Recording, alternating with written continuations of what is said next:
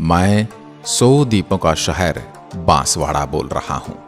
इसके अलावा भी मुझे कई उपनामों जैसे आदिवासियों का शहर, बागड़ प्रदेश, राजस्थान का मानसून प्रवेश द्वार भी कहा जाता है। मैं प्रसिद्ध हूं मेरी आराध्य देवी त्रिपुरा सुंदरी माता, माही बांध, मेरे यहाँ के ऐतिहासिक मंदिरों और मेरे यहाँ की प्राकृतिक छटा के कारण। आपको मेरे यहाँ जगह जगह नदी नाले, मंदिर, टापू, जंगल भरपूर मात्रा में देखने को मिलने वाले हैं। मैं बांसवाड़ा आज आपको मुझ में स्थित मंदिर, ऐतिहासिक स्थलों, किलों और सांस्कृतिक विरासत के बारे में पूरी जानकारी देने वाला हूं। तो बने रहिए मेरी आत्मकथा के अंत तक। आपको बता दूं, मैं राजस्थान के दक्षिणी भाग में गुजरात व मध्य प्रदेश राज्यों की सीमा से लगता हुआ जिला हूं। मुझे राजस्थान का चेरापूंजी भी कहा जाता है। मेरा मुख्य आकर्षण माही नदी है। मेरे यहाँ पर वागड़ी भाषा बोली जाती है। मैं आदिवासी बाहुल्य क्षेत्र हूं। मेरे क्षेत्र में बांस के पेड़ प्रचुर मात्रा में पाए जाने व मुझे बांसिया भील द्वारा बसाए जाने के कारण मेरा नाम बांसवाड़ा पड़ा है। मेरे बांसवाड़ा शहर के लगभग मध्य में से एक कर्क रेखा गुजरती है। प्राचीन काल में मुझे वागड़ प्रदेश के नाम से जाना जाता था तथा मेरी राजधानी अथुर्ना हुआ करती थी एवं मेरे क्षेत्र पर परमारों का शासन हुआ करता था। मैं राजस्थान का एक जनजाति बहुल जिला हूं। यदि आप भारत के इतिहास के बारे में जानने में दिलचस्पी रखते हैं तो मैं आपको रिकमेंड करूंगा ये audio book the discovery of India, जिसे आप सुन सकते हैं कुकू एफएम ऐप पर। कुकू एफएम भारत का लीडिंग ऑडियो प्लेटफॉर्म है। ये ऑडियो बुक करीब 1 घंटे और 27 मिनट लंबी है, जिसमें 15 एपिसोड हैं। ये किताब आपको भारत के गौरवशाली इतिहास से रूबरू करवाती है। ये किताब आपको बताती है कैसे भारत वेदों और उपनिषदों की भूमि से होते हुए औरंगजेब जैसे शासक के कब्जे में आ गया और हमारी असली पहचान क्या है। हमारी परंपरा, संस्कृति और अखंडता की आवाज है ये किताब। इसके अलावा आप कई और ऑडियो बुक सुन सकते हैं, वो भी कई भाषाओं में। यह मंच आपके पूरे परिवार को नॉलेज देता है, चाहे बच्चे हों या बूढ़े, वो भी एक बहुत ही कम कीमत पर, जो कि एक पेपर किताब की कीमत से भी कम है। कुकू एफएम का सालाना शुल्क है 399 रुपए। अगर आप हमारा कूपन कोड FACTS50 का इस्तेमाल करते हैं तो आपको 50% का डिस्काउंट मिलता है। ये कूपन कोड वैलिड है पहले 200 मेंबर्स के लिए। अब चलते हैं जहां राजस्थान का एकीकरण हो रहा था। राजस्थान के एकीकरण के द्वितीय चरण में 25 मार्च 1948 को मेरी रियासत का राजस्थान में विलय कर दिया गया था। मेरे तत्कालीन राजा चंद्रवीर सिंह ने राजस्थान के एकीकरण में विलय हेतु विलय पत्र पर हस्ताक्षर करते हुए कहा था कि मैं अपने डेथ वारंट पर हस्ताक्षर कर रहा हूं और मेरा राजस्थान में विलय कर दिया गया। इससे पहले मैं डूंगरपुर राज्य का एक भाग हुआ करता था। मैं दिशा की दृष्टि से राजस्थान के दक्षिणी दिशा में हूं। मेरा कुल क्षेत्रफल लगभग 5037 वर्ग किलोमीटर है। मेरी नींव महारावल जगमाल सिंह ने डाली थी। मेरे यहाँ का वाहन पंजीकरण RJ 03 से होता है। मैं बांसवाड़ा जयपुर से 530 किलोमीटर, उदयपुर से 160 किलोमीटर, गुजरात के अहमदाबाद से 180 किलोमीटर, वहीं मध्य प्रदेश के रतलाम से 80 किलोमीटर की दूरी पर बसा हुआ हूँ। वहीं मेरे पड़ोसी जिलों की अगर मैं बात करूं तो उत्तर दिशा में उदयपुर, उत्तर पूर्व में प्रतापगढ़ और पूर्व और दक्षिण में मध्य प्रदेश, दक्षिण पश्चिम में गुजरात व पश्चिम में डूंगरपुर की सीमाओं से जुड़ा हुआ हूँ। वहीं बात करूं मेरे यहाँ की जनसंख्या की तो 2011 की जनगणना के अनुसार मेरी कुल जनसंख्या 17,97,485 है। मेरे यहाँ का लिंगानुपात 980 है। मेरे बांसवाड़ा की साक्षरता दर 56.3% है। मेरे शहर की प्रमुख नदियों की यदि मैं बात करूं तो माही नदी, अनास नदी, हारन नदी, चांप नदी, एराव नदी हैं। समुद्र तल से मेरी कुल ऊंचाई 302 मीटर है। मेरे शहर में कुल 11 तहसील हैं। मेरे बांसवाड़ा की कुल 346 ग्राम पंचायतें एवं लगभग 1532 गांव हैं। आपको बता दूं, न्यूनतम दुग्ध उत्पादक वाला जिला पूरे राजस्थान में मैं ही हूं। 56 का मैदान मेरे और प्रतापगढ़ के मध्य में स्थित है। मेरे एवं डूंगरपुर के मध्य के भूभाग को मेवल के नाम से जाना जाता है। आपको बता दूं, राज्य का सर्वाधिक वर्षा वाला दूसरा जिला भी मैं ही हूं। राज्य में सूर्य की सर्वाधिक सीधी किरणें मेरे ही जिले पर पड़ती हैं। आपकी जानकारी के लिए बता दूं, दादनपुर सुपर थर्मल पावर परियोजना राजस्थान का दूसरा परमाणु ऊर्जा संयंत्र बांसवाड़ा में निर्माणाधीन है। माही महोत्सव सर्वप्रथम फरवरी 2008 में मेरे ही शहर में आयोजित किया गया था। शालिम शाही तथा लक्ष्मण शाही सिक्के मेरे यहाँ की रियासत काल में चलते थे। आपको बता दूं, बीड़ी बनाने में प्रयुक्त तेंदु यानी टिमरू के पत्ते वाला पेड़ सर्वाधिक मेरे शहर के जंगलों में ही पाया जाता है। डूंगरपुर एवं मेरा संयुक्त रूप से प्राचीन काल में वागड़ प्रदेश के नाम से जाना जाता था। मेरी राजधानी अथुरना थी। अगर मैं बात करूं मेरे इतिहास की, तो पौराणिक कथाओं के अनुसार मेरे शहर की उत्पत्ति राजा पुत्रका द्वारा की गई थी। वैज्ञानिक इतिहास की माने तो मेरा इतिहास 490 ईसा पूर्व के आसपास शुरू हुआ था, जब मगध के राजा अजात शत्रु अपनी राजधानी को पहाड़ी क्षेत्र से और अधिक सामरिक रूप में स्थित करना चाहते थे। बताया जाता है गौतम बुद्ध अपने जीवन के अंतिम वर्ष में इस स्थान से गुजरे थे। मैं यदि बात करूं वर्तमान की, तो मेरी स्थापना एक भील राजा वाहिया चरपोटा द्वारा की गई थी। वाहिया को राजा बांसिया भील भी कहा जाता है। उसी के नाम पर मेरे शहर का नाम बांसवाड़ा पड़ा। 1530 में मुझे और मेरे क्षेत्र को रजवाड़े के रूप में परिवर्तित कर दिया गया था। अब मैं आपको मेरे पर्यटक स्थलों की और घुमाने ले चलता हूँ। सबसे पहले चलते हैं हम चाचा कोटा। मेरा यह स्थान शहर से करीब 14 किलोमीटर की दूरी पर स्थित एक बड़ा ही सुंदर स्थान है, जो कि शहर के सबसे प्रसिद्ध आकर्षित स्थानों में से एक है। यहाँ पर सबसे सुंदर प्राकृतिक नजारा देखने को मिलता है। यहाँ पर ऊंची ऊंची पहाड़ियाँ दूर दूर तक फैली हुई हैं और हर जगह पर पानी समुद्र तट की तरह दिखाई देता है। मेरे शहर का ये आइलैंड बड़ा ही सुंदर है। आप एक बार वहाँ चले गए तो वापस आने का मन नहीं करेगा। आप यहाँ की देसी नाव में बैठकर पूरा नजारा अपने मोबाइल या कैमरे में कैप्चर कर सकते हैं। अब मैं आपको लिए चलता हूँ आर्थुना।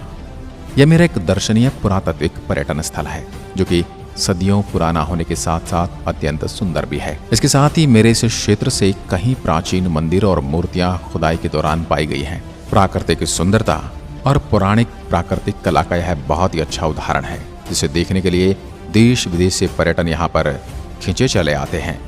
आप भी मुझे निहारने आ रहे हैं तो यहाँ पर जरूर पधारिएगा। गढ़ राजमहल मुझ में स्थित यह एक ऐसा महल है जहाँ महल में तकरीबन 50 से अधिक अलग अलग अपार्टमेंट मौजूद हैं। यह महल करीब 500 साल से भी अधिक पुराना है, जो कि मेरे शहर के गौरव का प्रतीक है। इस महल को पूरा लाइटों से सजाया गया है, जिसे रात में देखना एक अद्भुत नज़ारा प्रस्तुत करता है। आपको बता दूं, मेरे यहाँ कई गानों की शूटिंग भी हुई है तथा मेरे पर्यटक मेरे स्थान से बड़े ही प्रभावित होते हैं। अब हम चलते हैं मानगढ़ धाम। मेरे स्थान को जलियांवाला बाग नरसंहार के रूप में जाना जाता है। मानगढ़ पहाड़ी पर जिस जगह पर यह घटना घटित हुई थी, वह स्थान पवित्र बन गया है और अब इसे मानगढ़ धाम के नाम से जाना जाने लगा है। इसे पर्यटक मिनी जलियांवाला बाग के नाम से भी जानते हैं। लेकिन मेरी धरती पर एक हृदय विदारक घटना ऐसी हुई जिसे मैं कभी भूल नहीं सकता।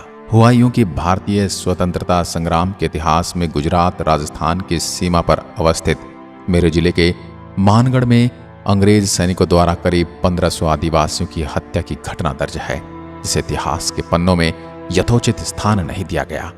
जलियांवाला बाग कांड को अंग्रेजों ने 13 अप्रैल 1919 को अंजाम दिया था। इसके करीब 6 साल पहले 17 नवंबर 1913 को राजस्थान गुजरात सीमा पर स्थित बांसवाड़ा जिले में अंग्रेजों ने करीब 1500 भील आदिवासियों को मौत के घाट उतार दिया था। परंतु आदिवासियों के इस बलिदान को इतिहासकारों ने कोई तवज्जो नहीं दी। अब चलते हैं मेरी मां त्रिपुरा सुंदरी दरबार, जो मेरा और मेरे पूरे शहर का ख्याल रखती हैं। मेरा ये मंदिर मेरे मुख्य शहर से करीब 19 किलोमीटर की दूरी पर स्थित 52 शक्तिपीठों में से एक दर्शन करने योग्य मंदिर है। इस मंदिर को माता तिरटिया के नाम से भी जाना जाता है और यह मंदिर त्रिपुरा सुंदरी देवी को समर्पित है। यहाँ माता की भव्य अद्भुत मूर्ति है, जिसके दर्शन के लिए लोग दूर दूर से आते हैं। तीनों पुरियों में स्थित देवी त्रिपुरा के गर्भगृह में 18 भुजाओं वाली श्याम वर्णी भव्य तेज युक्त आकर्षक मूर्ति है। इसके प्रभामंडल में 9-10 छोटी मूर्तियां हैं जिन्हें 10 नवदुर्गा कहा जाता है। मूर्ति के नीचे के भाग के संगमरमर के काले और चमकीले पत्थर पर श्री यंत्र उत्कीर्ण है, जिसका अपना विशेष तांत्रिक महत्व है। मंदिर के पृष्ठ भाग में त्रिवेद, दक्षिण में काली तथा उत्तर में अष्टभुजा सरस्वती मंदिर है, जिसकी अवशेष आज भी विद्यमान है। यहाँ देवी के अनेक सिद्ध उपासकों एवं चमत्कारों की गाथाएं सुनने को मिलती हैं। मेरे यहाँ के पूर्व शासक मालव नरेश जगदेश परमार ने तो मां के श्री चरणों में अपना शीश ही काटकर अर्पित कर दिया था। उसी समय राजा सिद्धराज की प्रार्थना पर मां ने पुत्रवत जगदेव को पुनर्जीवित किया था। नवरात्रि में यहाँ कई प्रकार के कार्यक्रम, भजन कीर्तन होते हैं तथा अष्टमी के दिन श्रद्धालुओं की भीड़ देखने लायक होती है। अब आप भी मेरे शहर आ रहे हैं तो मेरी माता के दर्शन करके ही लौटिएगा। अब मैं आपको लिए चलता हूँ जुआ झरने पर। जुआ फॉल्स को देखने के लिए सबसे अच्छा समय बारिश का मौसम है। यह जब यहाँ प्राकृतिक रूप से पहाड़ियों से निकलने वाले झरने अपने पूरे शबाब पर होते हैं। शांत और निर्मल वातावरण में योजना की भाग दौड़ भरे जीवन में कुछ पल यहाँ पर शांति के बिताने के लिए यहाँ कर आपको आराम करने और घूमने का भरपूर आनंद मिलेगा। अब मैं आपके लिए चलता हूँ मेरे बागी दौरा मार्ग पर। छींच गांव में तालाब के किनारे जहाँ 12वीं शताब्दी का प्राचीन ब्रह्म मंदिर है। यह कृष्ण पाषाण पर हंस की आकृतिनुमा चतुर्भुज ब्रह्म जी की आदमकद प्रतिमा शिल्प की दृष्टि से अद्भुत और विलक्षण है।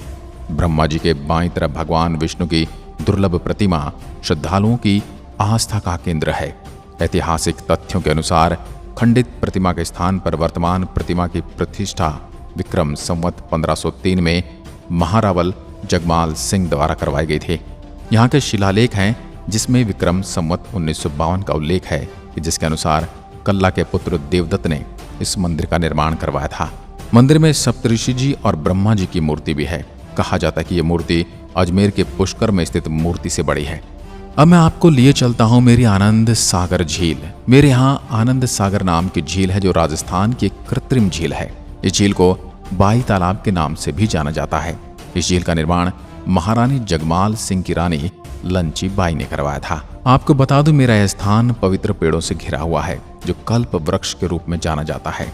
मेरे रतलाम मार्ग पर स्थित पुराणों के अनुसार समुद्र मंथन में उत्पन्न 14 रत्नों में से एक कल्प वृक्ष माना गया है।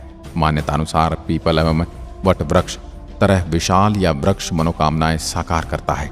एक दुर्लभ वृक्ष है जिसका धार्मिक एवं सामाजिक महत्व है। श्रावण मास एवं अमावस के दिन विशेष अर्चना की जाती है।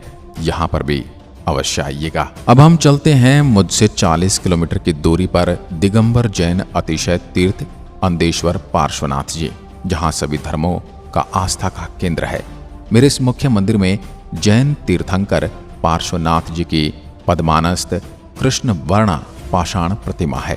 गर्भगृह और दीवारों पर भगवान पार्श्वनाथ जी के 10 भव और जैन तीर्थंकरों के अत्यंत सुंदर कांच में चित्रित किया गया है। पहाड़ी पर शिव मंदिर, उत्तर में दक्षिण भिमुख हनुमान मंदिर भी स्थित है जहां पर सभी धर्म के लोग आते हैं। अब यहीं से हम चलते हैं रामकुंड, जो कि मेरे यहाँ का एक बेहद पवित्र स्थल है जो तलवाड़ा से 3 किलोमीटर की दूरी पर स्थित है। बता दें कि इस स्थल को फटी खान के रूप में भी जाना जाता है क्योंकि यह पहाड़ी के नीचे स्थित एक गहरी गुफा है।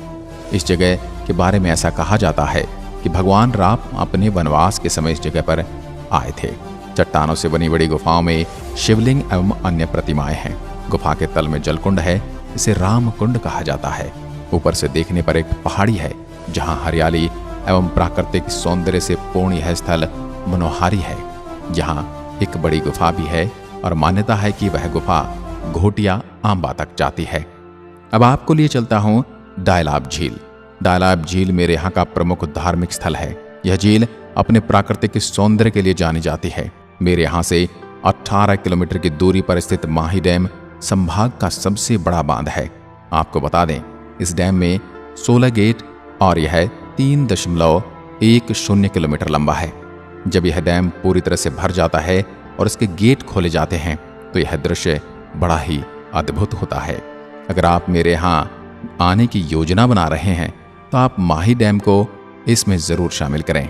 यह बागड़ विकास की भगीरथ अचल की अविस्मरणीय सौगात है। अब चलते हैं ग्रामीण परिवेश सिंहपुरा में। मेरे प्यारे दर्शकों, छुट्टियां बिताने के लिए आप सिंहपुरा जरूर आएं। यह एक समकालीन स्थल है, परंतु अन्य स्थानों की तुलना से हटकर है। मेरा स्थान शहर से लगभग 10 किलोमीटर की दूरी पर है।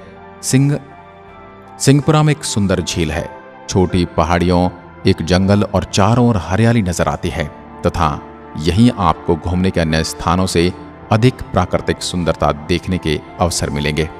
कई प्रकार से सिंहपुरा का ग्रामीण परिवेश में राहत और शांति पाने की जगह है, जहां आप प्रकृति के बिल्कुल पास रहकर अपनी छुट्टियों का आनंद ले सकते हैं।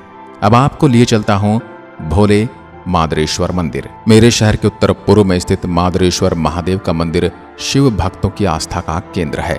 पर्वतमाला के भीतर गुफा में अवस्थित अनोखे प्राकृतिक स्वरूप के कारण शिवलिंग श्रद्धालुओं की मनोकामना का स्थल है।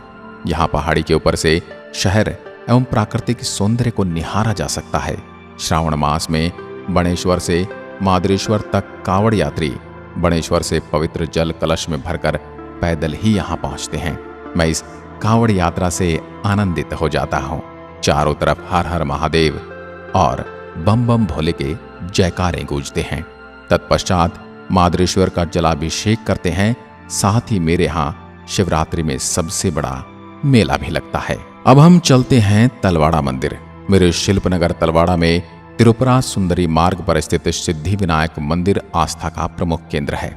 मेरे इन गणेश जी को आमलिया गणेश के नाम से भी जाना जाता है। बुधवार एवं चतुर्थी को श्रद्धालु आते हैं। यहाँ सूर्य मंदिर, महालक्ष्मी मंदिर, लक्ष्मी नारायण मंदिर, राम मंदिर प्रमुख हैं।